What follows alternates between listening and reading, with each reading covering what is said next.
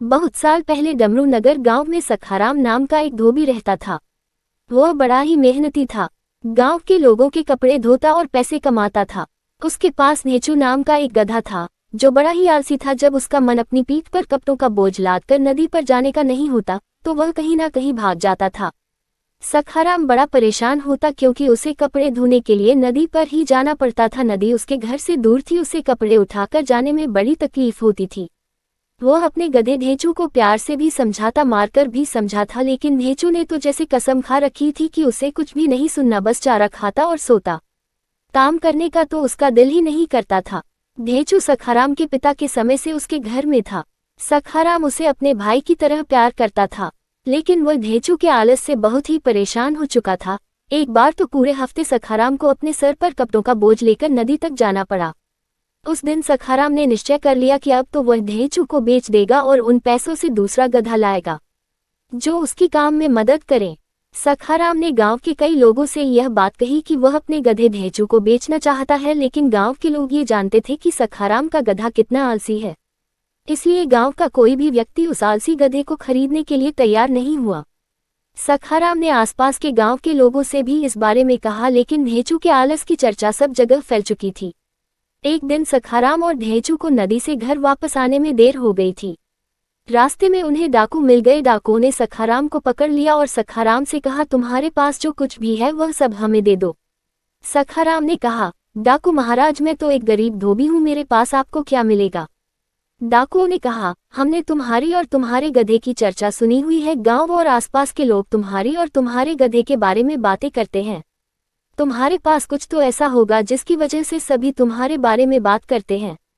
अब सखाराम सोचने लगा, अगर मैंने इन लोगों से यह कहा कि मेरा गधा आलसी है, लोग इस वजह से चर्चा करते हैं, तो इन्हें मेरी बात पर यकीन ना होगा और यह मुझे मार देंगे। फिर सखाराम ने कहा, आपने हमारी चर्चा किस बारे में सुनी है।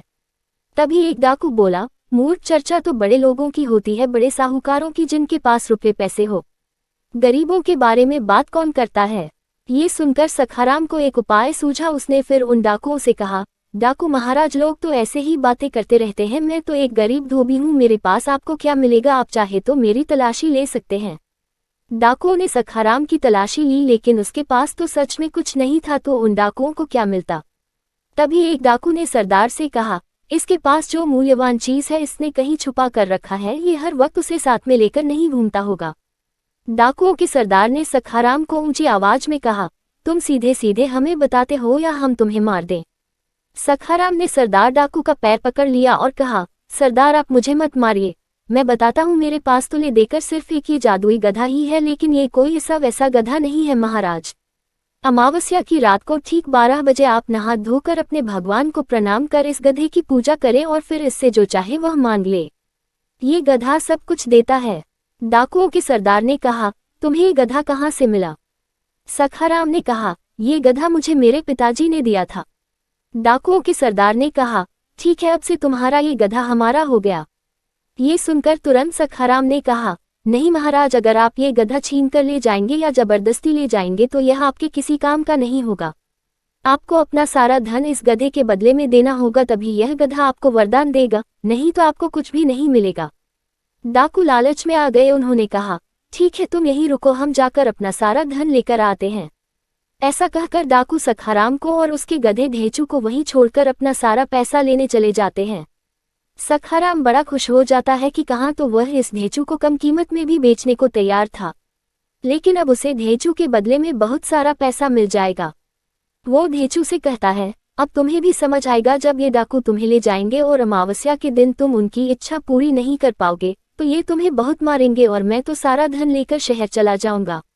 ढेंचू मन ही मन सोचता है, ये कितना दुष्ट है, ये मुझे इन दुष्ट डाकुओं के हाथ बेचकर इतना पैसा लेकर भाग जाने की बात कर रहा है। ढेंचू सोचता है और मन में बोलता है, सखाराम, तुझे तो मैं अभी भी नहीं छोड़ूंगा। तभी डाकू अपना सारा लूटा हुआ धन लेकर वापस आते हैं और सखाराम से कहते हैं, ये लो, हम अपना सारा धन ले आए हैं, अब तो इस गधे का वरदान हमारे लिए काम करेगा, हम जो चाहेंगे ये हमें देगा। सखाराम बोलता है, हाँ सरदार, जरूर देगा। ऐसा बोलकर वह सारा धन लेता है और डाकुओं के सामने कहता है, इसका ख्याल रखना, मैं इसे अपने भाई की तरह मानता हूँ और जाने से पहले इसके गले मिलना चाहता हूँ।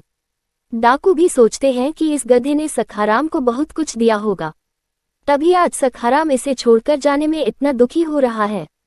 सखाराम गधे के गले लगता है और उसके कान में कहता है, तूने मुझे जितना दुखी किया है अब उन सब दुखों का हिसाब तुझे पूरा करना पड़ेगा। जब सखाराम धेचू के गले लगकर उसके कान में यह बात कह रहा होता है तो धेचू सखाराम के पैसे की पोटली में अपने दांत से छेद बना देता है और मन में सोचता है, मेरे रहने से तू दुखी था, अब मेरे जाने से तो तू और भी दुखी होगा।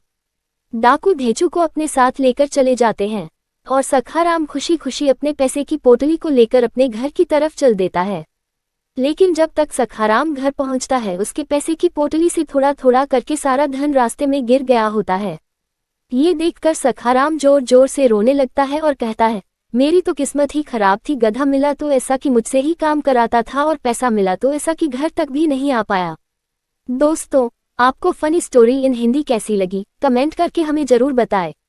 अगर आपको ये कहानी अच्छी लगी हो तो इस कहानी को फेसबुक, व्हाट्सएप पर शेयर कर दें। ऐसी ही और short funny story in Hindi, motivation story Hindi पढ़ने के लिए हमारा चैनल को सब्सक्राइब करना न भूलें। धन्यवाद। का एक तो लाइक और शेयर ठोक दीजिए, महाकाल का दबा के लाइक और शेयर ठोक दीजिए। 5000 लौटे दिख जाना चाहिए। ये 4000 के लिए मैं यहाँ पे नहीं खड़ा हूँ, पूरा साल मेहनत करता हूँ आपके लिए बेटा। ऐसा नहीं चलेगा, ऐसा नहीं चलेगा। लाइक ठोकी दबा के।